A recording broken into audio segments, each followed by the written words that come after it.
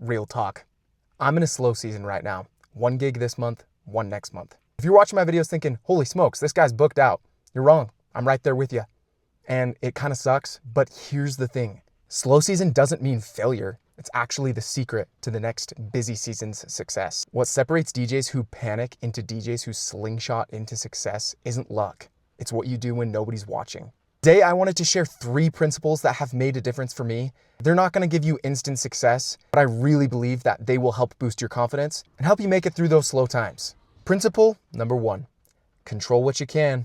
One of my favorite quotes ever is from Theodore Roosevelt, who said, comparison is the thief of joy. One thing that I feel like really messes me up is when I go on Instagram and I see all of these other DJs who are like, I'm booked out for the entire year. It beats you up. And last year, I didn't do my very first paid gig until May. Still ended up with 25 weddings that year. You can't control inquiries, but you can control input. And do not compare yourself to DJs who have been doing this for years if you're just a beginner. That first principle actually leads to principle number 2. One of the main things that you can control is your preparation. Another quote from one of my favorite guys, Zig Ziglar. He said success occurs when opportunity meets preparation. Don't forget to spend time tweaking up the website, looking at your spreadsheets, make sure you're following up with potential clients. Also follow up with photographers and videographers. Ask them if they can send you any content and tell them that you'd be willing to tag them in your content on Instagram. Follow up on people you've DJ'd for in the past. Have you asked them for reviews?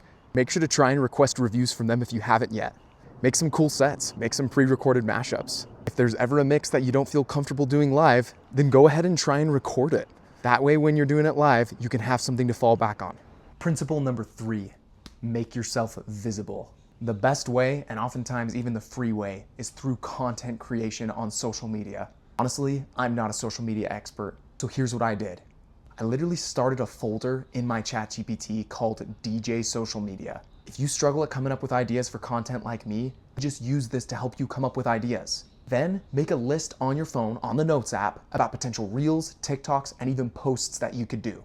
Then whenever the opportunity arises, try and film it. One of the easiest ways to get media traction is by doing social media collaboration posts. One thing that I've personally done, every time I post wedding pictures from a specific venue or from a specific photographer, I try to make it a collaboration. What a collaboration does on most social media websites, it pushes your content to the followers or subscribers of all that you're collabing with.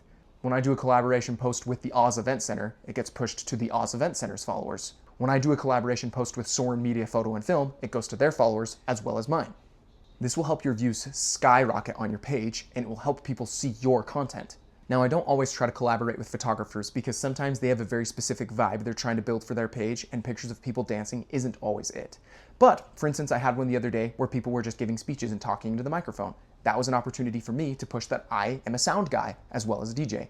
A lot of cute pictures, the photographer was happy to use those. But the venue is almost always willing to collaborate with you. Try to post even when nothing exciting is happening. Every time you get a review, post it on your story. Find things to post about.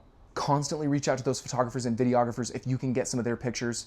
In a time where it's slow for somebody like me, I am still getting a lot of pictures from when it was super busy, and I am posting those pictures.